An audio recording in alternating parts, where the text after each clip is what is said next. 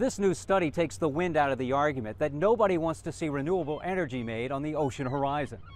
A picture of unwarranted trepidation. So says a study by the Sage Policy Group, finding a wind farm 17 miles off the coast of Ocean City will not have a negative impact on property values or tourism. That in fact the presence of wind turbines can stimulate tourism activity.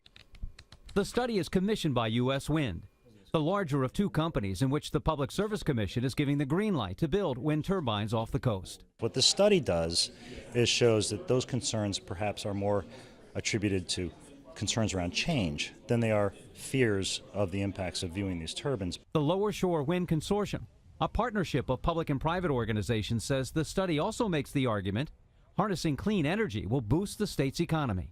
There are many parts that can only be made at a coastal area because they're so large.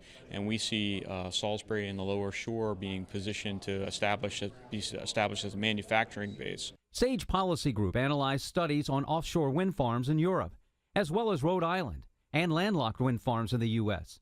The authors write, "We find no compelling reason with respect to property values or visitation to suggest that Worcester County stakeholders should turn their backs on the opportunity to place Maryland's eastern shore at the vanguard of America's offshore wind industry. But in Ocean City, the beach matters. Tourism in Maryland's summertime vacation capital generates $150 million each year in tax revenues.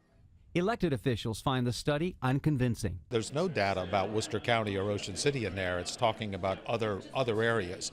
And they're really not comparable when you really look at what was built there and how it affects or how it's positioned in those communities. Although the study is good PR, it may not be enough to overcome congressional hurdles.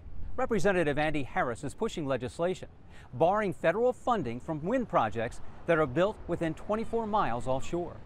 In Ocean City, David Collins, WBAL TV 11 News.